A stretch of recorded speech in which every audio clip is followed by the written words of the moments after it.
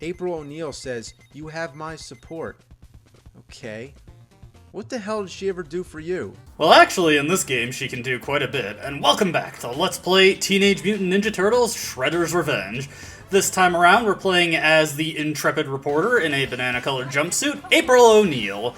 And not quite her first playable appearance, but this is probably the most accurate she's ever been to how she was in the show, and is playable. Take that, Tournament Fighters Sega Genesis. Anyway, in this Stage 9, Crisis at Coney Island, we have a brand new enemy type, the Red Foot Ninja, who have the plunger guns. And these guys can be very annoying. As you can see, they have a decent amount of super armor when they are shooting their gun. They have a very, very quick swipe attack with it. Oftentimes, that can be more dangerous as far as just taking damage goes when they do that. Here, let's hit this open. No treasure there. Treasure. Playing too much Nocturne. Anyway, since I want to go over some of April O'Neil's unique properties, April, as is typical for female characters in beat-em-ups and fighting games, she is of the speed archetype. She also has a pretty high jump, decently fast swipe maneuver in the air, very good jump kick that, like Donatello, hits twice when it connects, although it isn't always guaranteed. She has a slide kick that hits multiple times, so that's her way of dealing more than one damage on a dash attack, as her regular dash attack and her flying attack. The flying attack has good range, but both that and the dash attack just do one damage. The dash attack also inflicts a lot of knockback, so I wouldn't really recommend using it. Other than that, April O'Neil has some pretty standard moves. Her ground super is a very standard hurricane spin. Also, I got Rasputin there by complete accident. For her aerial super, which we do not have ninja meter for, since I just took some nasty hits. Let's try and get that up. Well, actually, you know what? Since it's a bit more unique, let's use her dashing or her dodging super. As you can see, she does a pretty cool combo there. Very overkill, though. Like so many other of the dashing supers, I really would not recommend using it. It is not that effective. Another new enemy here. There's just so many different enemy types in this game, and that's actually something I really want to praise it for, is that they're constantly introducing new enemy types, so what you're fighting never gets stale. Obviously, there's plenty of standbys, but you're always seeing something new whenever you're going into a new level, and some levels have exclusive enemies, which I think is interesting. But yeah, definitely lots of things to keep you on your toe here. Let's just use the aerial super here. One very annoying thing about this stage that you probably noticed is that there are raised up planks in the boardwalk sections. These planks can just do very light damage when you walk over them, but they can be triggered by basically anything that puts you over them, which can make them pretty annoying. One thing to note about these guys with the Naginatas, I think that's a Naginaga. I am not familiar with ancient Eastern weaponry, so apologize if I'm misidentifying that. But they are very good at blocking, and they're one of the earlier enemies you can come across, alongside the white scimitar Foot Clan ninjas that we came across in the last level, that will pretty quickly break out of your grabs, so you definitely want to look for other ways to deal with them. They're actually not that different from the Scimitar Ninja when you get right down to it. You just have to wait for them to attack, and then you'll have your opening. And honestly, they're a lot more consistent about it than the Scimitar Ninjas are, so they're not that bad to deal with. And yeah, that's about all there is to say about it. Obviously, April's biggest... Oh, hey, another new enemy. This is a consistent one. These guys, whenever you hit them, they will jump back like that and try to throw 3 side down at you. The best way to deal with them is to do a diving kick towards them and then immediately follow it up with a rising attack. This is super consistent, works for every character. Not on the hit that they die, they won't jump back, so that's nice. But that's a super consistent way to deal with them. That's pretty consistent across all characters, and I'd highly recommend doing it. They get a lot trickier, like, as you can see, when you have multiple enemies to deal with. Something that April kind of has unique to her when dealing with those guys is because her dive kick is so fast, occasionally she can result in the enemy jumping to the other side of her, having a bit of trouble taking this guy out. We got him, though. So, yeah, that's basically all there is to say about this level. It's not exactly a short and sweet one, but it's not overly complicated once you know how all the enemy patterns work. I am just surprised, like, looking at just, like, how many new varieties are being introduced. Like, I didn't comment on them, but we also had those golden Beetle drones who drop bombs instead of just firing lasers when they get close. I don't know why those guys are so low to the to the bottom of the screen. I've never had them shoot at me, and I always have to go out of my way to actually hit them. Here is a little mini-game. Well, not so much a mini-game. It's just a little bonus thing for multiplayer. Whoever breaks the balloon first gets a sushi for some extra points. Or I suppose they could be a bro and just hand it off to one of their bros, that being the Ninja Turtles. And we are actually getting close to the end there. We are going to interrupt this guy while he is playing his Game Boy. I do like how a lot of the Foot Ninja are playing on the classic Game Boy, and that was also Donatello's taunt. Just a nice little detail, I thought. Very appropriate for the 80s. Yeah, I'm guessing this game takes place like just in the same topical time frame or relevant time frame as the animated series did. So in the 80s, got stuff like VHS tapes and Game Boys, all that jazz. And in here is Leatherhead in his most ragin' Cajun variety. Leatherhead is a bit tricky. So when you get close to him, he'll either swipe with his tail or he'll attempt to do a bite. The bite is much more damaging. What I like to do is get in close with, try and jump kick through him. You want to time the jump kick so that it's as his attack is coming out so that you can go right past him, like so. I'm doing this a bit poorly. You want to do that, then try and get past him with your attacks. We, of course, can use some super moves here to do damage. Oh, I was trying to jump and do another super there. Well, this is a good opportunity to show off April's taunts. As you can see, Leatherhead likes to jump in and out of these sewer grates. He does damage as he is coming down, so be careful of your positioning.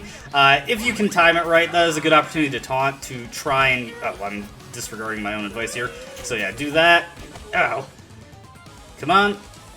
Okay, he's very random of when attacks will knock him over and put him in hit stun. I'm not a huge fan of this fight just because of how random Leatherhead can be on approach. Sometimes he does the tail swipe, sometimes he bites, sometimes he gets knocked over, and sometimes he does it. You may have noticed the one weird thing about this fight is that there's no pizza at the start, but after a point, the punk frogs will throw one to you. It's always the second item that they throw, and unfortunately they do not give it any more. I'm doing pretty poorly on this fight. So yeah, you definitely want to try and hit him as he is going into the sewer grate, so it's a good opportunity to hit him with a dash attack. Obviously, if you're playing with a character who has strong dash attacks, this is a great opportunity to take him down a peg. For April, it's probably better just use the flying attack since that has a lot more homing ability than any of her other attacks. As you can see, we can get some decent damage in as he's going into the grates. There we go. So that's kind of the thing we want to do, is jump attack over his attacks as he does them. And I'm taking some pretty nasty damage here. That bite hits really hard, and it comes out pretty quickly as the fight progresses. So yeah, you definitely want to be careful with that. Okay, good. He didn't jump down on me. All right, let's do another taunt. And with these two supers, I should be able to take him out at this point. There we go. I actually managed to get through that stage without dying. That was somewhat impressive, I suppose. Not really. And that is April dropping the mic. Something funny I've always found about April in the context of the TMNT franchise as a whole is that she's one of the least consistent characters in it, even though she always makes an appearance in some capacity. Obviously, in the 80s cartoon, she's a reporter, which is drastically different from how she was portrayed in the original comics, where she was also, we found all the punk frogs. We just gotta collect their bugs and we can turn them in for points. But yeah, she initially was an intern for Baxter Stockman in the comics, which was the origin that got reused in the 2003 series, which was much more heavily based on comics. And then afterwards, I forget it. It's been a while since I've read the original comics. I do have them all in a omnibus collection. I forget what she does in the comics. In the store, she gets the second time around antique shop, which I believe this level is where that actually makes a cameo, or it was somewhere in this game, but I think it's this level that you can see it at one point. And then after that, in the IDW comics, she is, they have her as a college student who is trying to be an intern, if I remember correctly. It's been a while since I've read the IDW series. Again, I have a lot of that in omnibus form. Then in the 2012 cartoon, she's instead a high school student. And that origin also came back again for Rise of the TMNT, which is kind of funny since that series went out of its way to try and come up with more unique personalities and distinct roles for all the characters. So far, like, the most consistent trait of her, and this started with the 2003 series, I feel, is she's become something of a secondary smart guy for the Turtles, usually doing computer work and stuff when Donatello is in the action himself and can't exactly do that for the Turtles. Which is, I think that's a neat way to expand her character. In the original cartoon, she was definitely a little more than she was more plot device than character, unfortunately. Definitely used in a lot of plots to get into trouble and be rescued by the Turtles. There it is, second time around. I thought it was this level. It was, in fact, the original arcade game even started with that premise. Fire! Hang on, April! But yeah, in this game, she is a full-on combatant, and much more true to the character than the aforementioned Genesis version of Turtle Tournament Fighters. Almost called it Turtle Fighters, which I suppose is not inaccurate, but you know. You guys see any of that, TMNT versus Justice League fighting game, that fan-made one? It's actually kind of interesting. I find it kind of neat that people went to that effort to put that much more use to the tournament fighters and, what was the name of that Justice League fighting game? Well, the assets from the Justice League fighting game. I think it's kind of an interesting combo, really. There was a pizza over there, but I didn't really think to grab it because I wasn't sure if it would stay on screen, and I didn't desperately need the help. Ooh, that is unfortunate. Let's do this just because it's fun to see. Yeah, this is, of the useless dodge supers, that one's up there as one of the more useless, although it looks like you can chain it against multiple enemies there. I honestly do not use the dodging supers too much, just because they are not that practical, so I'm constantly being surprised with their unique properties. Oh, whoops. Yeah, speaking of supers, let's just do that. Haven't been really paying attention to the challenges we've got in these levels, again, because they're just not that fun to do. Even the ones that are more than manageable. Let me just check this. Alright, we have not passed any secrets as far as I'm aware. That's just the thing. I am so paranoid about missing secrets. There are some in the arcade mode that get replaced with sushi boxes, primarily the ones that contain hidden characters, although I think there's a couple other that don't fit that pattern. Oh, let's save that power pizza. Let's let that guy get first. I didn't talk about these big Mouser robots. They've got a very simplistic pattern. They'll jump around, and then when they jump around twice, or sometimes even just one, they will do a stomping attack to try and hit you, and after the stomping attack, they will try to grab you. Very easy to deal with, much easier in my opinion than the Mama Mousers, just because their attacks are far more telegraphed and easier to dodge when you see them coming. Hey, another VHS tape, sweet. That's also the last secret for this stage. Once again, we've got missiles raining down on our head. Now, who could be firing these? Also, I don't have to worry about secrets anymore. Speaking of Mama Mousers, here's another one. Oh, jeez. Okay, yeah. Always wait for them to spit up when going in for the attack. Their bites just come out so rapidly, it's pretty much impossible to react to them. I'm sure somebody with better reflexes than I can genuinely react to them, but I am not exactly that capable. Okay, there we go. Not too bad. And we're just about at the end of the level here. I got a couple more Mama Mousers to take out. Fortunately, super attacks will deal with them quite nicely. Again, for them, it's probably more practical to do jumping supers like so, since even for April, that tends to one-shot most enemies. These Mouser mechs are kind of like one of the few enemies that isn't one-shotted by it. And honestly, I think that's just because I'm sour spotting the hit. Hey, it's Metalhead.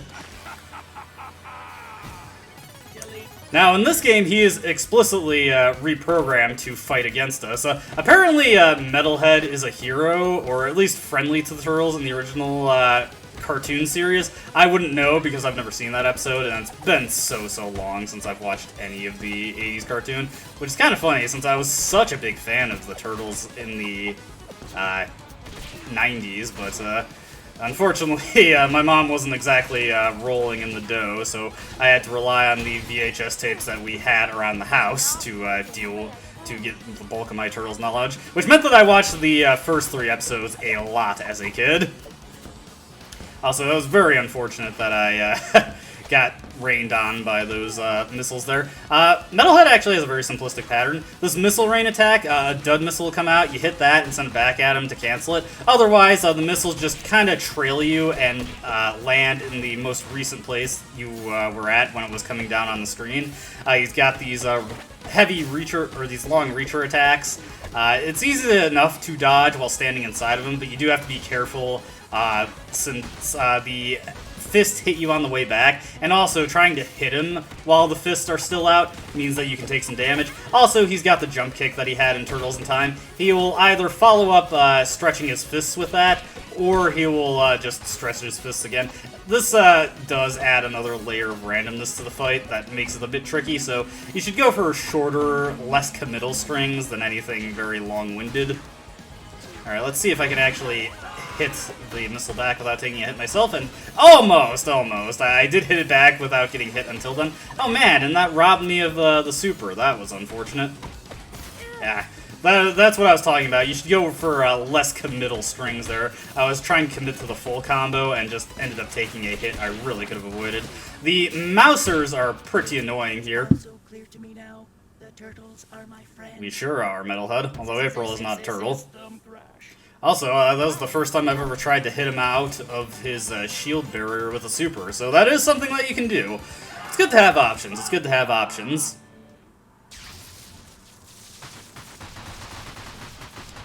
Unfortunately, it looks like we're not exactly halting the whole reassemble Krang's android plot. Also, apparently this video is brought to you by Duracell based on the batteries that Shredder had in that remote. But yes, that unlocks Stage 11 for us, and that is the end of April's tenure as a playable character. She is very good, though. Attacks come out quickly, and while she has low damage values on a lot of her all her dashing attacks,